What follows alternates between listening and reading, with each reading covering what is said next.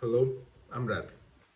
So, when you're starting off your self improvement journey, it can be incredibly difficult to stay consistent with the new habits that you're trying to acquire in your everyday life. Maybe working out, meditating, journaling, gratitude, etc., etc.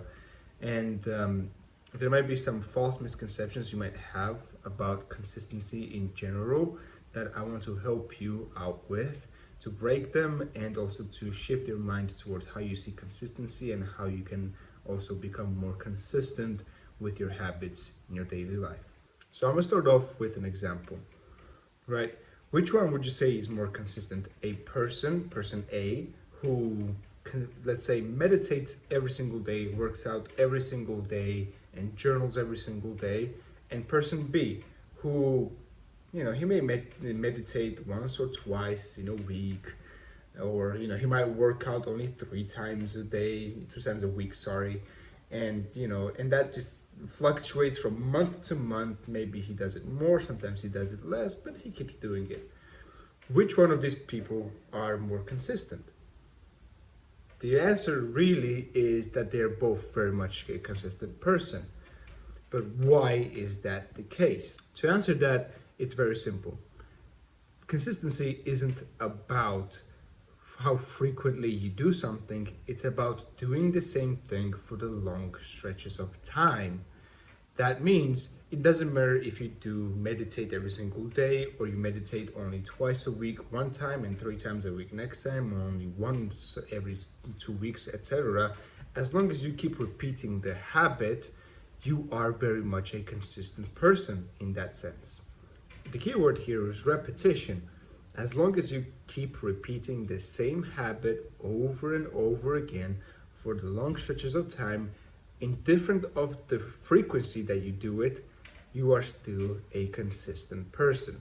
When you make this kind of shift in the idea of consistency, a lot of the stresses that you're putting yourself through when you're on your self-improvement journey and obsessing over these habits, like, oh, I need to meditate today, I need to journal today, I need to do this and that every single day, all of those stresses just kind of go away. In a way, it's not like the actual thought of doing the habit goes away. It kind of doesn't if you're really serious about it. But the stress you might put yourself through for, demanding yourself that you need to do this habit, that kind of just goes away, and you start to feel more, I guess, free and at peace, knowing that it is okay, right? Even I might not meditate today, but I'm gonna meditate tomorrow. Yeah, I didn't journal today, I'm gonna journal tomorrow. Now, of course, it doesn't have to be the same, like postponing the actual habit. In that case, you just end up losing the habit overall. But this shift in the mentality of how you see consistency in self-improvement sense, or not even in self-improvement sense, in total, right, in general, how you see consistency is a huge help for you to actually skyrocket your progress and just to be able to feel that freedom, that peace, that sense of actual progress that you might feel when on self-improvement journey. And to not put yourself through like stress of doing the actual habits, because what the hell is the point of doing self-improvement if you're gonna feel worse for it and not better, right? So there's no point in stressing yourself out because of it. And this shift in change, again, I'm gonna reiterate the same thing, this shift in that perspective of consistency and how you see consistency will definitely help you out with that portion of self-improvement journey. Another way to build up consistency in your habits is to essentially remove the mindset that if you skip like a day of a habit, you have to make up for it for the next day. So what this might look like is like, well, I didn't meditate 10 minutes today, I skipped it. So the next day I'm gonna meditate 20 minutes because I have to make up for yesterday's loss.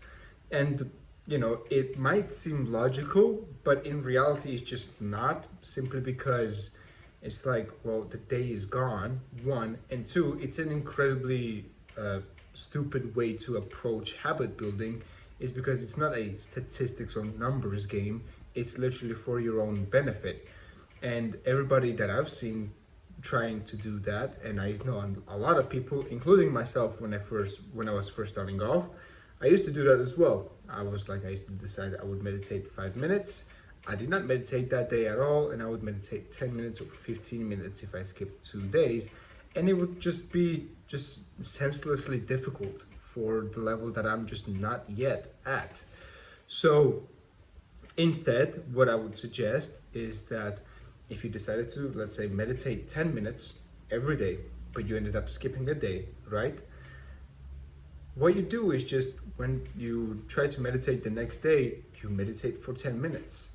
Like, you don't have to make up for yesterday's loss. You just keep doing what you wanted to do anyway.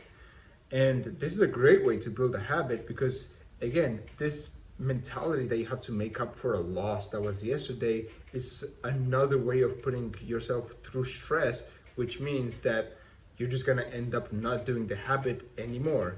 You know, because if doing a habit is very stressful, then why the hell would you do it, right? It has to be enjoyable, it has to be for your own benefit, and when you put yourself through that stress of like, oh, I have to make up for this, or no, I didn't meditate yesterday, I didn't journal yesterday, and I have to write 10 pages now instead of 5. It's like, it's just senseless. It's nonsense, first and foremost. It's stupid and it's senseless. You don't have to make up for anything yesterday. Just keep doing the habit as if you would have done it yesterday.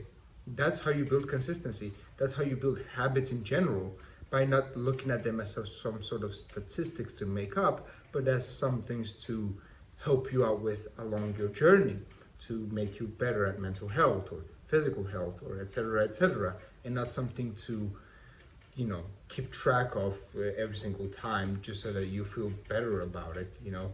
I guess that is the point of habit trackers as well. I don't personally use a habit tracker, and it's probably the most consistent I've been ever. But it's different things work for different people, right? I don't really necessarily like habit trackers. I still end up doing the same habits every single day anyway.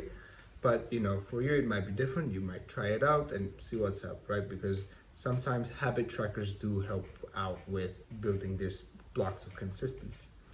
Either way, don't put yourself through that stress of like, I need to make up for something that I lost yesterday, etc., because that is a mindset of, you know, like you don't have anything at all, right? Like you at a loss all the time. You're operating at a loss, and that's just not a good mentality to have. Not only in self-improvement, but in life in general. You don't have the abundance mindset to see that, you know, it is okay what happened yesterday. I can just keep doing the same thing today, and I'll just feel better about it. You know how it is. So, you know, just relax, okay?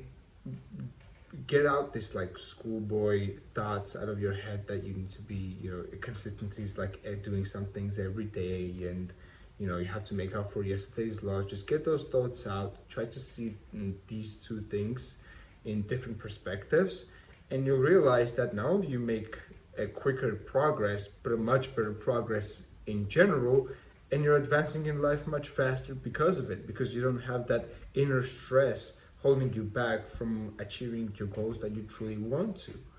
So that's really about it that I wanted to say in this video.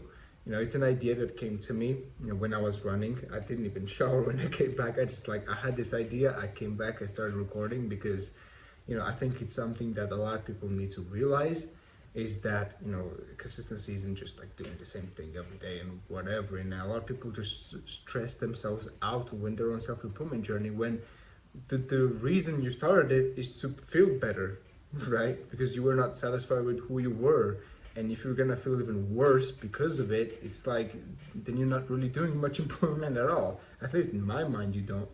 So yeah, that's really about it that I wanted to say. If you're a student that wants to improve their student life and life in general, I have a link to my Fiverr course down in the description. You can buy packages, and we'll have one-on-one consultations face-to-face or through online as well. And that's really about it. Peace, and just live your life, enjoy your life. That's really about it. See ya.